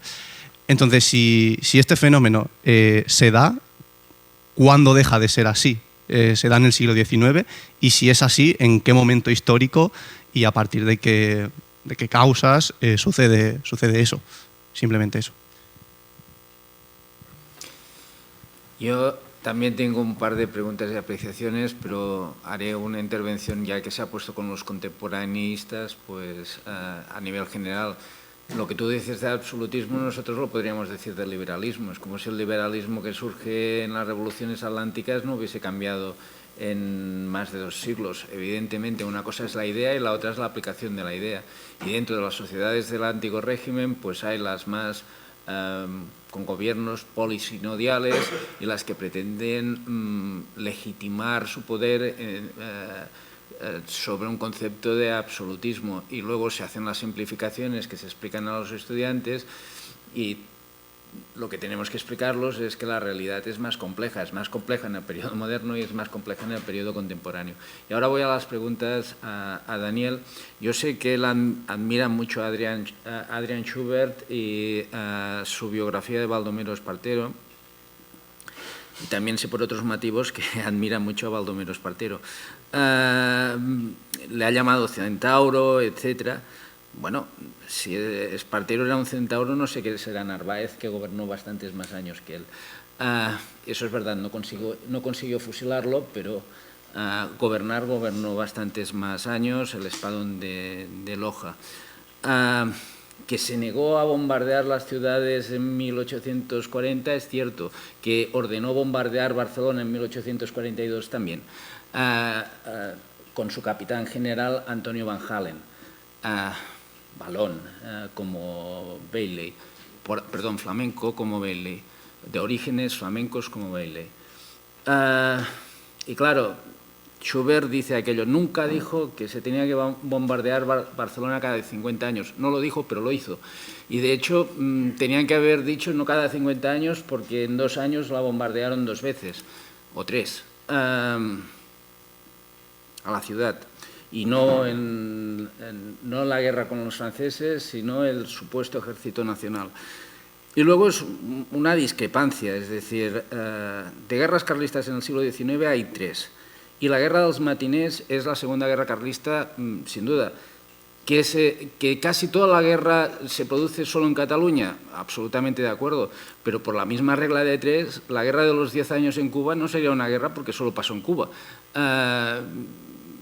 En los 2 años y pico de la Segunda Guerra Carlista, la mayor parte del ejército español está luchando en España contra las partidas de los matinés, que no es que quieran centrar la guerra en Cataluña, es que no triunfa en otras partes de España, pero que es una guerra, yo no tengo duda. Y la única guerra que ganan los carlistas es la cuarta. No, esto es otro tema. Pensaba que era Pastrana que hacía otra pregunta. Pero bueno, eran las reflexiones que quería hacerte. Mucho tema. Voy a intentar ser conciso. ¿Vale? Lo primero, David, la apreciación de las armas totalmente. Y es que además en Aragón también lo he encontrado. Y en el siglo XIX las órdenes de desarme son constantes a todas horas en todas partes. Es decir, lo que decimos, si se repite una norma es que no se cumple. Entonces, había armas. Otra cosa es de qué tipo. Luego me has preguntado sobre la politización, sentido realista, liberal de la tropa. La tropa que hay en el ejército isabelino durante la guerra se va a politizar esencialmente en el sentido liberal, y muchos además en el sentido liberal progresista, ¿no? Porque ¿qué pasa con los realistas? Que los que están reclutados por la fuerza con el sistema de quintas, en cuanto pueden, desertan al ejército de Carlos V, al ejército carlista, donde a su vez también hay una intensa politización en sentido carlista. También se dan, el típico grito que se da en los dos ejércitos es mueran los generales que nos quitan lo que es nuestro. Se lo dicen los liberales en el verano del 37 o los carlistas en el 39. Esa politización de nosotros nos estamos jugando la vida en el frente por 4 míseros reales, por la causa en la que creemos, para que luego vengáis a escasearnos la paga, para llevarnos a una derrota o para no darnos derechos políticos en el Estado liberal o privilegios en la corte, según la corte de Estella. Entonces sí que se da esa politización y esa división en los dos ejércitos. En las clases populares podríamos poner ejemplos, por ejemplo, Karol Dembowski, que es un viajero polaco que recorre España y Portugal entre el 38 y el 40, cuando está en Málaga, en el castillo de Gibralfaro, un artillero le dice la frase a la que he hecho referencia antes de bien sabe usted que las espadas son traidoras, pero que las bayonetas son leales. Es muy significativa, ¿no?, de esta politización y de esas clases sociales que se mantienen dentro de la jerarquía militar. Segundo, Javier, te voy a contestar como modernista bastardo que soy, porque soy decimonónico. El absolutismo es una convención historiográfica, didáctica, no es una realidad histórica, lo has dicho perfectamente, pero es que además se confunde mucho absolutismo con poder absoluto, y poder absoluto con Estado totalitario del siglo XX. Y de ninguna de las maneras es aplicable ni el XVI, ni el XVII, ni el XVIII, ni siquiera en los primeros pasos del Estado-nación liberal del siglo XIX, que es, además reina la improvisación, y además tanto en esos primeros pasos del Estado liberal como en la monarquía precedente del antiguo régimen, monarquía absolutista, son claves los cuerpos intermedios, los poderes territoriales, los poderes locales, los poderes gremiales y la negociación del centro o de la cabeza con esa multitud de poderes. Y podríamos entrar en el debate de monarquía policéntrica, monarquía compuesta, y enlazarlo con cuál es la forma de hacer la revolución liberal en España en el siglo XIX, de 1808 a 1873, desde los poderes locales, el fenómeno juntista, ¿no?, que además son islas democráticas. Entonces, la elección cambia, que ya no está solo el síndico procurador que se establece en el siglo XVIII, sino que se amplía hasta la figura del alcalde. Entonces, se abre. Y que tienen fuerza armada, la milicia nacional, que a su vez elige a sus oficiales. O sea, prácticas democráticas en el seno local y construcción del Estado, de abajo a arriba, de clases, desde la base arriba y desde la periferia al centro en muchas ocasiones. Que es diferente a la construcción revolucionaria francesa, del centro a la periferia, ¿no? En el caso, la pregunta era sobre la venalidad del ejército. La venalidad en el momento de que se pierden los privilegios en ese nuevo ejército nacional se pierde como tal. Otra cosa es la corrupción, en otros sentidos, que existe dentro del ejército. Y luego en la logística y en el reclutamiento no hay ejércitos privados, porque el ejército es competencia del Estado y un deber de la nación. No hay esos ejércitos privativos del antiguo régimen. Pero en la práctica. En la teoría también el ejército es del rey. O sea que a nivel legal no aparece. Para el habituallamiento del ejército hay mucha negociación con los poderes locales. Por la práctica, es que no hay otra. No hay una cadena de suministros establecida todavía. Y lo que sí que hay, lo más parecido a ejércitos privativos, son durante la guerra carlista los cuerpos de batallones francos que levantan las diputaciones provinciales, que son partidas específicas al margen, que son militares, pero no están al mando del ejército directamente, pero colaboran con él, pero tampoco son ciudadanos en armas de la milicia nacional.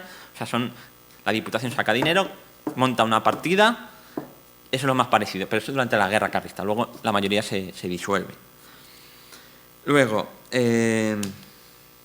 tercero, la pregunta sobre cuándo es el giro reaccionario y corporativo del ejército, porque ahora está interviniendo el ejército muchas veces a título individual de militares. El giro reaccionario es entre 1875 y 1923, con la crisis y las guerras coloniales. Te dejo y luego... Vale. Efectivamente, es una pregunta muy procedente. ¿Qué pasa con el ejército que se pega todo el siglo XIX haciendo pronunciamientos liberales y de repente se ha vuelto lo que es hoy en día, entre comillas, reaccionario? Que hay una cosa muy importante, Cuba, el desastre del 98. Ya hay, digamos que el último pronunciamiento de un militar, podríamos decir liberal, sería Villacampa, si no me equivoco. 1886, republicano, además, en el 86. Después, los republicanos, etcétera, obviamente va a haber militares de tendencias republicanas, liberales, los va a haber. Se me ocurre, por ejemplo, el general Picasso, mismamente. Es un general que, bueno, pues tiene unas ciertas concomitancias con ideas liberales, etcétera, y luego, por ejemplo, todos los que combaten en el ejército republicano durante la Guerra Civil Española, obviamente. Pero este corporativismo va a ser básicamente una reacción a la derrota de Cuba, de la que se echa la culpa a los civiles, no nos han dado los medios, por lo tanto, ellos van a tener la culpa. El ejército español además se siente emasculado, es decir, también esto es una crisis de masculinidad, de decir, porque se les dice que no han sido lo suficientemente hombres como para defender Cuba, etcétera, etcétera, y ahí es cuando, digamos, que nunca mejor dicho, cierra filas el ejército y se va a escorar. No todos, porque aparte se suele dividir el ejército español muy alegremente en junteros, africanistas, etcétera. Estas divisiones a mí no me terminan de convencer, sinceramente. A mí, por ejemplo, me gusta mucho una que hace Fernando Puel, que habla de junteros, africanistas y palatinos. Que hay palatinos entre los junteros y palatinos entre los africanistas. ¿Quiénes son los palatinos? Aquellos militares que, por su buena relación con Alfonso XIII, obtienen prebendas, etcétera, que además, y ascensos, que además pues, no se corresponden con su competencia militar. Ejemplo más claro, Manuel Fernández Silvestre, jefe del Cuarto Militar del Rey. Entonces, ¿cuándo se produce este giro reaccionario? Recogiendo pregunta, pues finales del 19, principios del 20. Hay muchos estudios sobre esto. Fernando Puel, por ejemplo, lo ha estudiado muy bien. Bueno, y ahora voy a responder al profesor Pic y a debatir, que para eso están los ámbitos académicos de este tipo. Discrepo con cosas que me ha planteado y voy a intentar sintetizar. Primero, siguiendo la estela de Adrian Schubert, que hizo una monumental biografía de Espartero, que es casi una doble biografía de Espartero y de Jacinta, ¿no? Porque no se entienden el uno sin el otro y sin Jacinta no hubiese habido Espartero, así de claro. y sin Espartero, victorioso en la Primera Guerra Carlista, seguramente no hubiese habido Estado liberal en esa forma que se construyó, ¿no?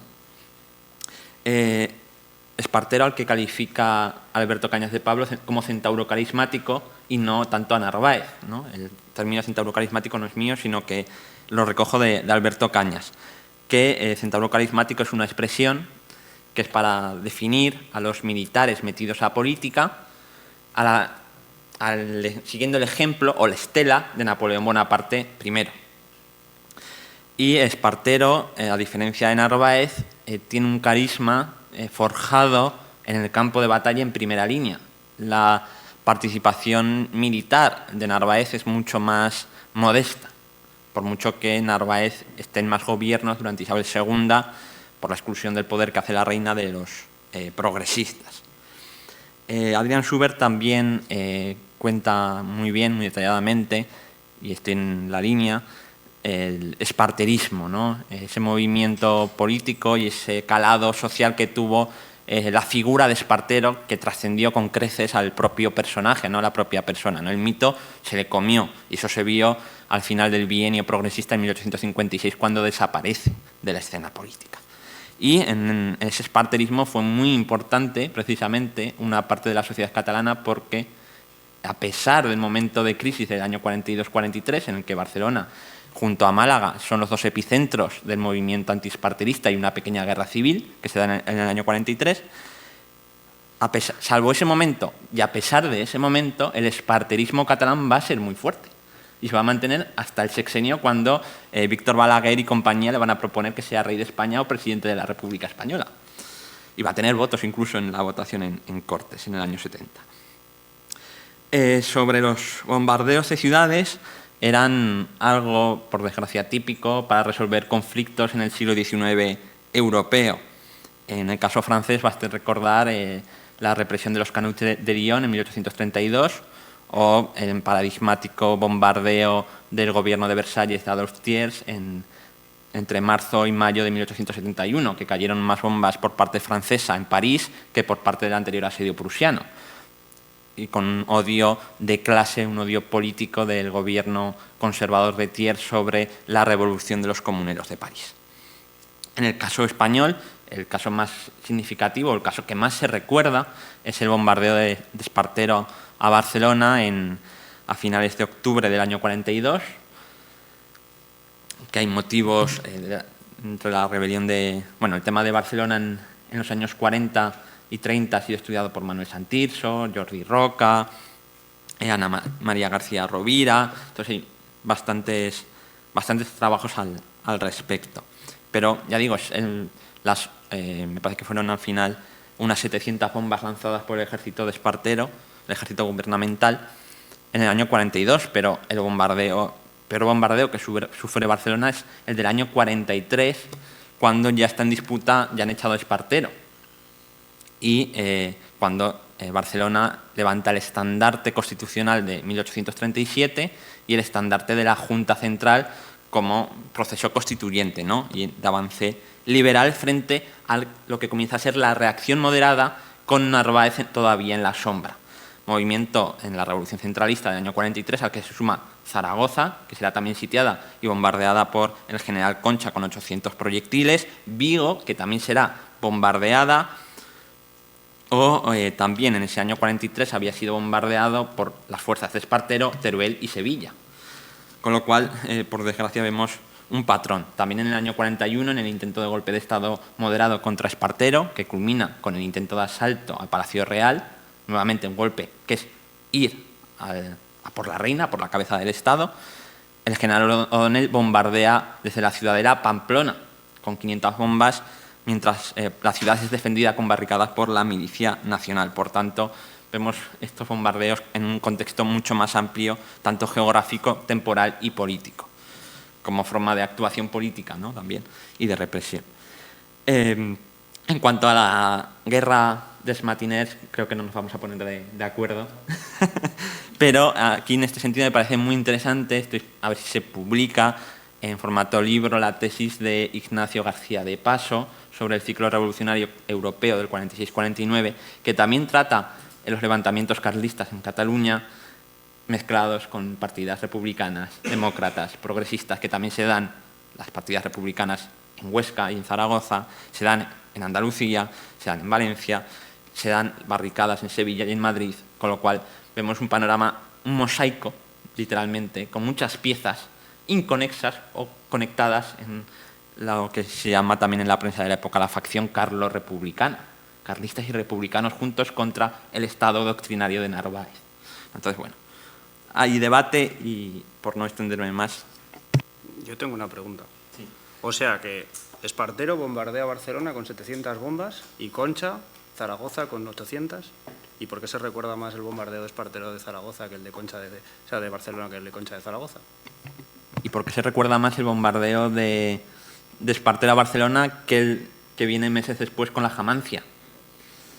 Pues creo que aquí tenemos que hablar de nacionalismo y no del nacionalismo español de que venimos hablando, que se construye en el siglo XIX, sino un nacionalismo un poco más tardío, que es el nacionalismo catalán. Entonces, bueno, yo creo que ahí ver a Espartero como el bombardeador en exclusiva de Barcelona, pues genera un sentimiento de víctima, pero que no se corresponde, o no es exclusivo, mejor dicho, de Barcelona, sino que también es el de Sevilla, es el de Zaragoza, o es el de... Bueno, en Teruel, en el bombardeo de Teruel solo murió uno, pero pobre turolense, nadie se acuerda de él. Un inciso, y no, continuamos. Etienne Cabet, en el periodo, hace un libro sobre las ciudades bombardeadas, porque no era tan normal bombardear ciudades. En el tema de la Comuna de París es la Guerra Civil Francesa, aunque esté muy ubicada, y no porque lo diga yo, es el libro del título de un tal Karl Marx. No voy a entrar en temas de la Guerra de los Matinés. Es verdad que después de 1848, cuando se levantan partidas republicanas, se unen con las carlistas y es una base de las políticas realistas: los enemigos de mis enemigos son mis amigos. Y eso provocará que dos movimientos antagónicos luchen conjuntamente contra el régimen isabelino, pero es una guerra, sin duda. Es una guerra y no sé, el gran historiador del tradicionalismo, Ferré, por ejemplo, Melchor Ferré, no pondría ningún pero en eso, y yo no diría precisamente que sea un nacionalista catalán. Y respecto a la pregunta que ha hecho, respecto a la pregunta que has fet tu sobre les famílies, doncs hi ha un estudi molt interessant d'un historiador que va morir, que és en Cardona, que era un exmilitar, i que és sobre la família Milans del Bosch. La família Milans del Bosch originàriament defensen el liberalisme, té els orígens a la Guerra del Francès i acaben amb un Milans del Bosch que fa un intent de cop d'estat el 1981. Per tant, pots agafar una família i estudiar la seva evolució, una família de militars. Era un apunte. Muy bien. Entonces, continuamos. Vamos a comenzar el tercer y último bloque, pero precisamente este formato está pensado para si un bloque da de más de sí, se le dedica más tiempo, y si no, no. Como nos queda media hora exacta, lo que voy a hacer es plantearte la pregunta primero y tú, si puedes, en tu discurso, a ver si puedes introducirla, ¿de acuerdo? Bueno, vamos a hablar ahora sobre este régimen, este ejército, como dice el doctor Aquillué, 40-74, el conocido como régimen militarista, siempre ha destacado siempre como régimen militarista de isabelino, con militares al frente del poder. Ejemplos, pues la tríada de espadones, que todos conocemos, Espartero, Narváez y O'Donnell, y en el que los cambios de partido del poder, se producen por pronunciamientos militares.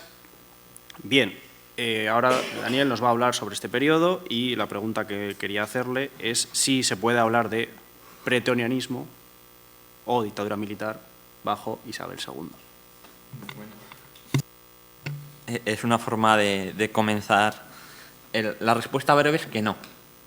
Y aquí yo recomiendo la lectura encarecidamente de un libro que es España en la Europa liberal, 1830-1870, de Manuel Santirso, que aborda este tema, y aborda este tema en perspectiva comparada con otros regímenes liberales del momento en Europa, y con datos además. Y luego, si atendemos a las formas de intervención política de los militares, vemos militares liderando partidos políticos, que hay civiles y hay militares, y liderando gobiernos en los que hay civiles y militares, y liderando gobiernos siempre en sentido conservador o en sentido más progresista, en una monarquía constitucional. Con lo cual no se puede hablar de un cuerpo pretoriano y una pseudodictadura militar. En momentos puntuales puede haber más autoritarismo o menos autoritarismo, sobre todo si se declaran estados de excepción en algunas provincias. Pero no es un régimen pretoriano militar. Y de hecho,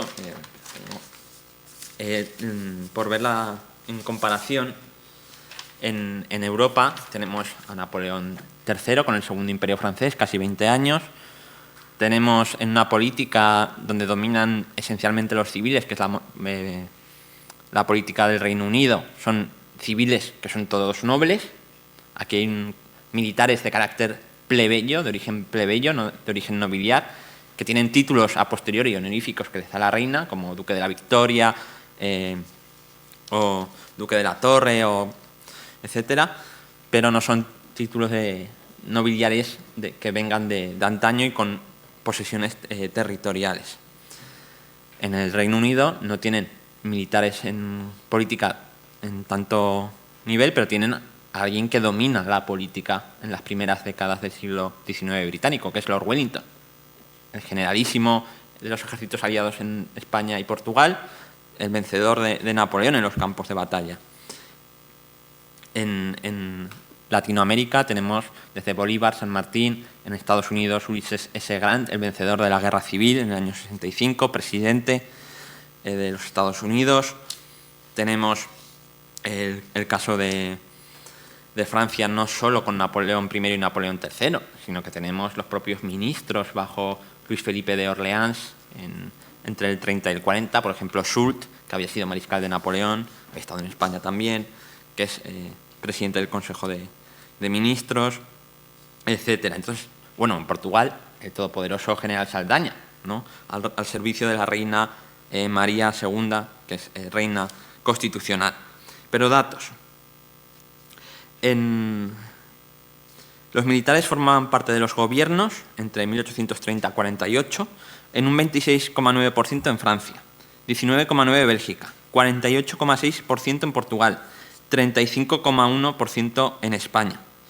Mientras que los jefes de gobierno militares fueron de un 60% en Francia, 10,9% en Bélgica, 91,9% en Portugal y de un 25,1% en España. Por tanto, no es un Estado militarista ni en poder de los militares, porque además Espartero va a ser líder del Partido Progresista, igual que lo será luego Prim, Narváez del Partido Moderado, O'Donnell se va a montar su propio partido, que es la Unión Liberal, y ninguno va a acceder al gobierno por un golpe de Estado, ni por... Bueno, el general Serrano sí, en el año 74, pero bajo Isabel II, sino que los dos grandes cambios de gobierno bajo el reinado efectivo de Isabel II entre el año 43 y 1868 son mediante un pronunciamiento que inicialmente fracasa y que acaba triunfando por la Revolución Juntista. 1854, O'Donnell se pronuncia y tiene que huir hacia Andalucía, pero estalla la revolución llenando Madrid de barricadas. La reina llama a Espartero. Año 68, pronunciamiento en la Bahía de Cádiz, Topete, Prim y Serrano. ¿Cuándo triunfa la revolución? Cuando se forman juntas en todas las ciudades, en sentido democrático en muchas de ellas, democrático e incluso republicano. Con lo cual, ese binomio pronunciamiento con una cabeza militar, triunfo gracias a la revolución civil. Y que esa revolución civil va a tener parte del gobierno, junto a esos líderes militares carismáticos y cabezas del pronunciamiento.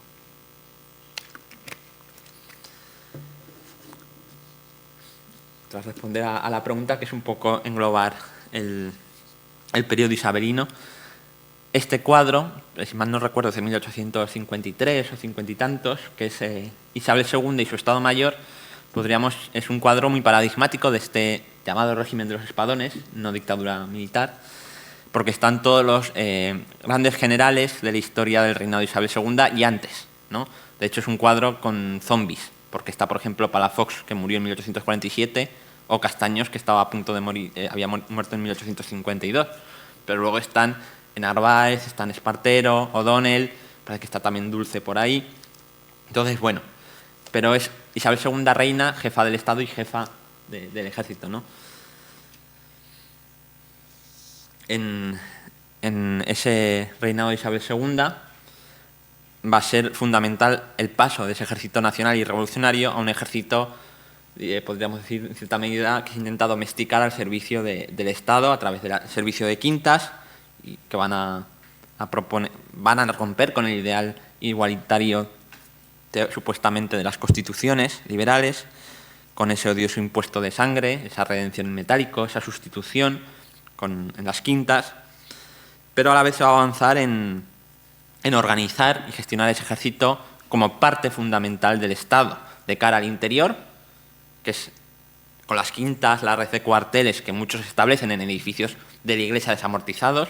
Es un despliegue del Estado visible a través de la organización de ese ejército que significativamente va a disolver la Guardia Real, va a dejar los alabarderos y poco más. Una Guardia Real que había sido sobredimensionada primero por Fernando VII y luego por regimientos de Guardia Real provincial durante la Guerra Carlista. Va a tener una enseña que va a ser nacional, que es la rojigualda, adoptada en 1843 como bandera española nacional y del Ejército de Tierra, que había tenido un cariz, además, en esos momentos liberal y revolucionario. La bandera de las Cortes de Cádiz en el año 10, la bandera de las Cortes de Cádiz en el año 23, la bandera de la Milicia Nacional, y se diferencia de esa aspa de Borgoña que se había usado hasta entonces, que también habían usado los carlistas, y la rojigualda luego la usarán también los carlistas, porque ambos van a competir en definitiva por el dominio del Estado-Nación español. También una de las primeras cosas que hace Narváez cuando llega en el año 44 al gobierno, ya con Isabel II mayor de edad, es la disolución de la Milicia Nacional, que había rozado los 700.000 integrantes y había sido actor fundamental en la Revolución Liberal. Eso sí, va a crear un cuerpo, este sí, dependiente del ejército, que va a ser la Guardia Civil, y con una finalidad de mantener el orden público y la propiedad, sobre todo en el medio rural tras las convulsiones de la Revolución y de la contrarrevolución.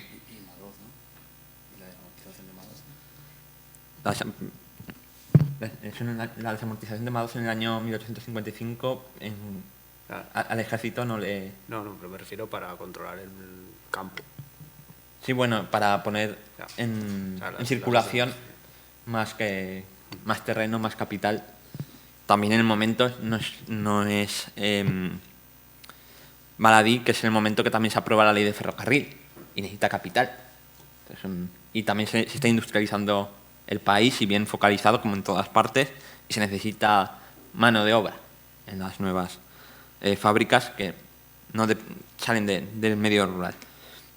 Luego también en el marco de la construcción del Estado-Nación es un momento a nivel europeo y también en Estados Unidos de expansión imperial y de colonialismo. Un colonialismo y un imperialismo de nueva raigambre, que ya no es al prestigio de un rey, sino al prestigio de una nación.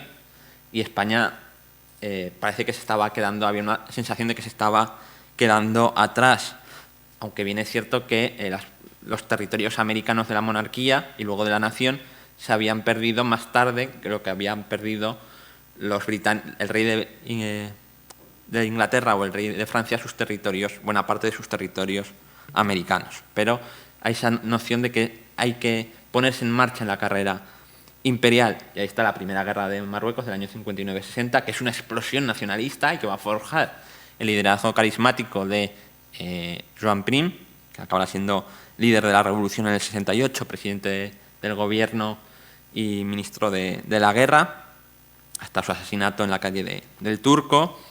También están las expediciones que impulsa la Unión Liberal de O'Donnell, desde la Conchina hasta México, en la que también está Prim y huye a tiempo. o la guerra contra Perú y el bombardeo del puerto del Callao, ¿no? Que también van a intentar unir ejército, victorias militares exteriores, colonialismo, prestigio nacional, nacionalización interna. Sí, que vuelve brevemente a soberanía española Santo Domingo, me comenta Alfonso. Y bueno, y ese ejército esencial es el que llega esencialmente a 1868, hace la revolución, bueno, pronunciamiento unido a la revolución, y en el sexenio democrático revolucionario, del 68 al 74, se van a abrir un nuevo conflicto, un ciclo bélico nuevo, que es la guerra de los 10 años en Cuba, que es también una guerra civil, en la importancia de los voluntarios contra Domingo Dulce, cosa que estudia también Javier Zúñiga, y una guerra civil carlista, que empieza en abril del 72, se firma la paz de Oroquita brevemente y se reanuda a finales de año hasta el año 76, y se va a sumar en el año 73-74 la guerra cantonal, la revolución cantonal, que es el epílogo del movimiento juntista, el final de esas revoluciones que habían ido de lo liberal a lo democrático y social, que tiene ese eco de la Comuna de París, que va a jugar en su contra, porque las potencias europeas van a bloquear el puerto de Cartagena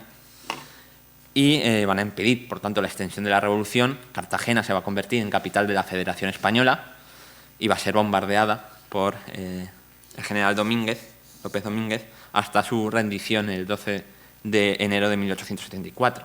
En esos años, una de las promesas fundamentales de los líderes de la Revolución del 68 era la abolición de las quintas, y la creación de un ejército profesional y voluntario, o un servicio militar de verdad universal e igualitario.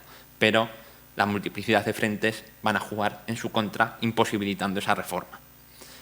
Y cuando cae Cartagena, el 12 de enero del 74, es varios días después de que el general Pavía, capitán general de Castilla la Nueva, haya mandado tropas militares y de la Guardia Civil al asalto del Congreso, donde estaban reunidas la Asamblea Nacional, disolver esa asamblea, deponer al gobierno e instaurar una república unitaria y autoritaria en manos del general Serrano, que va a tener como segunda mano a un civil que va a ser Sagasta.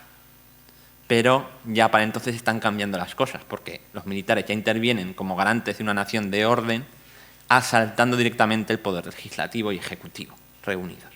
Entonces ya hay un primer punto clave de inflexión. A ese golpe habrá pocos disturbios. Una de las resistencias más encarnizadas serán Zaragoza el 4 de enero del 74, bombardeado con los cañones Krupp, en que esto estudió también Ignacio García de Paso, con un artículo que se llama La Comuna de Zaragoza o algo así, ¿no? Los voluntarios de la libertad o de la República. También es otro tema interesante ver cómo hay relativamente poca resistencia al golpe. Cartagena capitula poco después, y cómo se construye ese régimen autoritario de Serrano hasta el pronunciamiento de otro militar, Martínez Campos, en sentido reaccionario, que trae de vuelta a los Borbones en la figura de Alfonso XII, entrando en la Restauración, que podríamos hablar mucho. Te cedo la palabra, Alfonso. Efectivamente, podríamos hablar muchísimo de la Restauración, no nos va a dar tiempo, obviamente, para otro día. Especialmente me ha gustado lo que comentabas de esa promesa de abolir las quintas. De hecho, recuerdo coetáneos de la época, que no recuerdo ahora el nombre, que hablaban precisamente de que la promesa de la abolición de las quintas era lo que había hecho triunfar el sexenio revolucionario. Y después, el hecho de no poder cumplir esa promesa era lo que había hecho que terminara fracasando. Nos quedan 15 minutos, con lo cual, último turno de preguntas. Preguntes? Molt bé, Joaquim. Adéu-siau. Preguntes? Si no pregunteu vosaltres, preguntaré jo, Bueno, pues no era una amenaza, sí, tengo unas cuantas.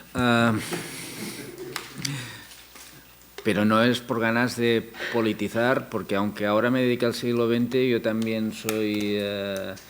yo tengo un amigo, si es amigo modernista, que a los de contemporánea los llama periodistas. No tengo ningún problema.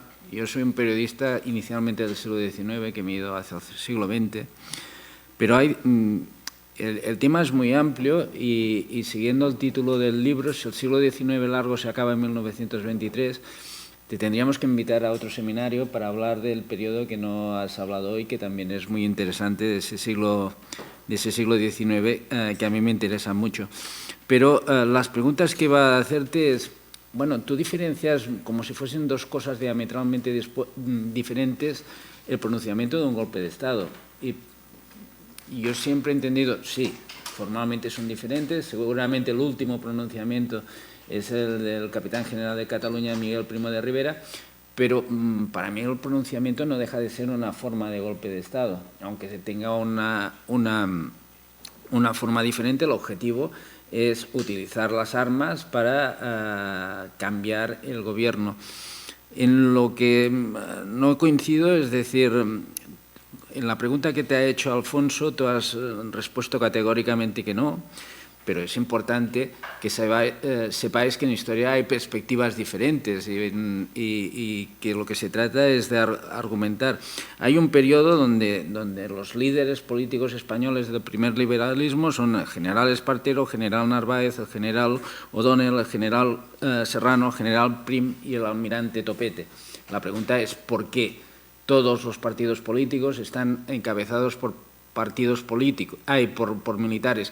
Militares que sí que pienso que se pueden comparar con los caudillos latinoamericanos, es decir, con Bolívar, San Martí, el mexicano, ¿cómo se llamaba?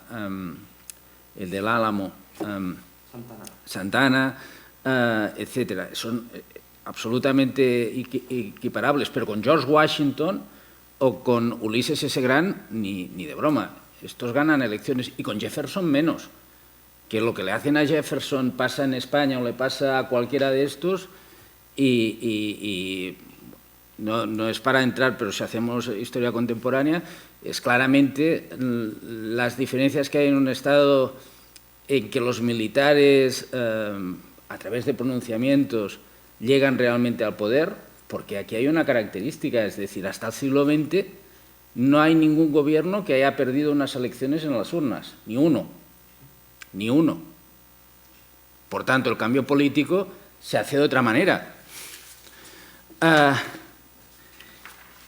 Y luego, en el libro lo pones, y es, de hecho, quien introduce este concepto es Adrian Schubert, y este sí que es un concepto historiográfico relevante, que es Spain is not different. Seguro que Spain is not different en el siglo XIX. Y sé que en esto estoy claramente en minoría y podemos entrar en discusión de lo que es normalidad y de lo que es normalidad. Y sé que lo comenzó Adrian Schubert y luego lo popularizaron en un libro de los años 90, dos prestigiosos historiadores que ahora no me acordaré el nombre, pero sí.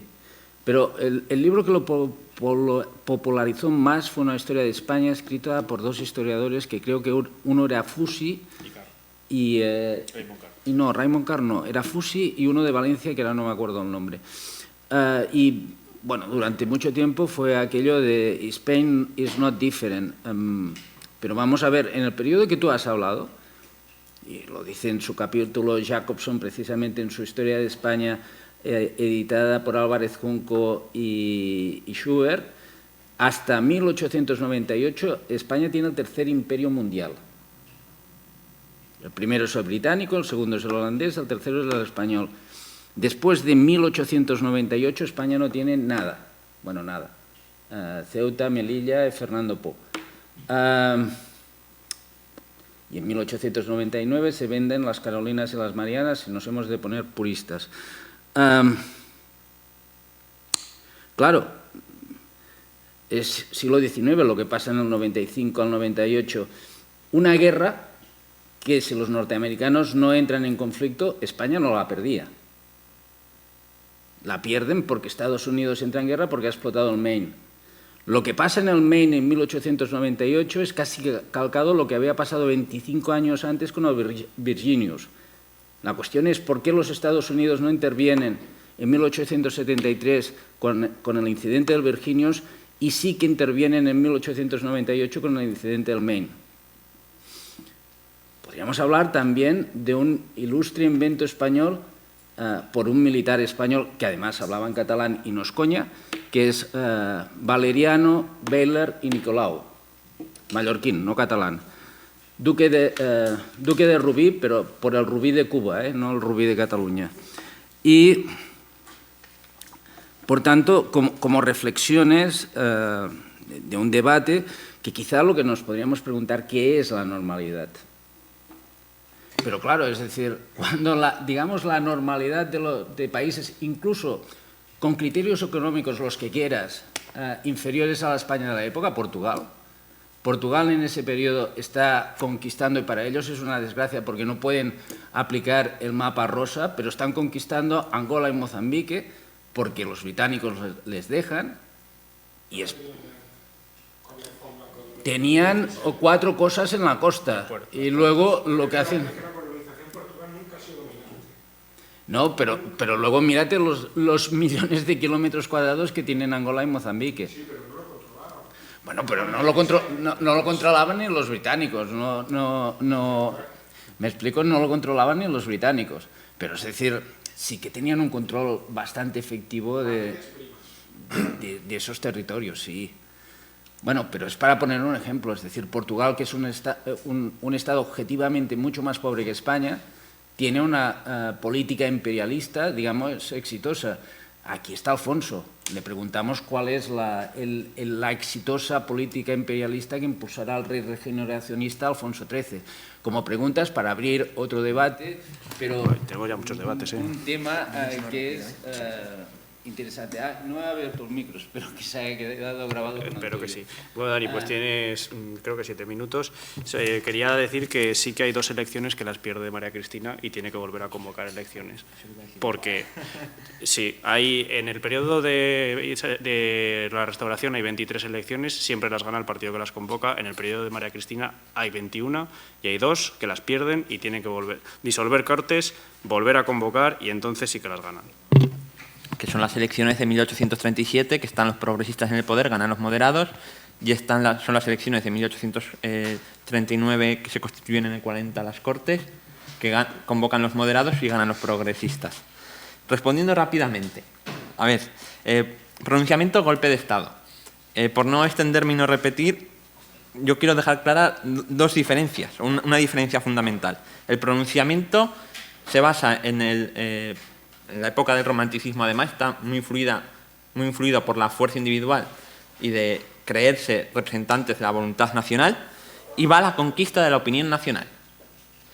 Y generalmente de periferia al centro, y generalmente en sentido liberal. El golpe de Estado va a la conquista del poder, al asalto mediante las armas, al centro, y con violencia. Esos son, yo creo, fundamentales. Sobre la comparación de Espartero con Napoleón o con Grant antes que con Bolívar, que también. Remito a la obra Generales políticos a la sombra, bajo la luz de Napoleón, de Alberto Cañas de Pablos, de reciente publicación en 2022. Sobre los presidentes del gobierno bajo Isabel II, pues los primeros, bajo María Cristina, son todos civiles. Martínez de la Rosa, Conde de Toreno, Mendizábal, Calatrava, Eusebio Bardají. Luego van a estar Sartorius, Bravo Murillo, etcétera. Va a haber también su parte, porque son todos parte de entramados de partidos políticos de notables. Luego, las elecciones ya hemos mencionado, 37-40, como ejemplos de elecciones que propician cambios. En cuanto a la diferencia o excepcionalidad de España, que es lo normal, pero que es lo diferente. Entonces yo resumiría en la frase de menos modelos ideales y más contextos históricos. Y ahí tenemos mucho margen. Ahí estamos de acuerdo. Y luego, respecto a las pérdidas coloniales o las conquistas coloniales, en el año 73 no interviene Estados Unidos finalmente en Cuba, parece ser que por la labor diplomática del gobierno de la Primera República de Emilio Castelar. No soy experto en el tema, pero sé que consigue reconducir por la vía diplomática el asunto. los 57 fusilados del barco norteamericano en la isla de Cuba. Luego, en cuanto a la pérdida de territorio nacional, es común a finales del siglo XIX, a pesar del imperialismo en otras partes del globo. Pero eso va a provocar una crisis de identidad nacional, por ejemplo, en Francia, muy fuerte, que pierden parte de su territorio nacional europeo en el año 70, Alsacia y Lorena. Eso es una crisis de identidad brutal, y en Francia se preguntan, hay trabajos de Jean-Claude Cagon, de la guerra civil como un mal francés, desde la Vendée, 1792-93, hasta 1871. Se preguntan qué pasa con Francia. ¿Es una nación que está matándose entre sí mismo, entre dos modelos, perdiendo su territorio nacional frente a los prusianos, frente a los alemanes, que no existían ni como nación hacía 2 días? Entonces, eso es para reflexionar también en la visión comparada. Y finalmente has hecho mención a Weyler y al desgraciado invento que hace, bueno, que es simultáneo casi a la guerra de los Boers, que es el llamado campo de concentración, en este caso de reconcentración, que en realidad es provoca 200.000 muertes en la isla de Cuba de población civil, que agrupa población rural en las ciudades, en las fortificaciones, sacándolas del medio rural para que no caigan y colaboren con los insurgentes, provocando hambruna y enfermedades. Es una política, en cierta medida, que se había a pequeña escala ya practicada anteriormente en otras guerras. Estados Unidos lo hace con los nativos. La novedad de Cuba en Weyler es la gran escala a la que lo hace. Y luego ya la evolución que va a tener en el siglo XX como estrictamente campos de concentración y la deriva de entreguerras. Bien, pues creo que hemos prácticamente clavado el tiempo, con lo cual solamente queda pedir un fuerte aplauso para su ponente. Agradecer su presencia, tanto los que habéis venido presencialmente como los que estáis en casa. Muchísimas gracias y nos vemos en la siguiente sesión.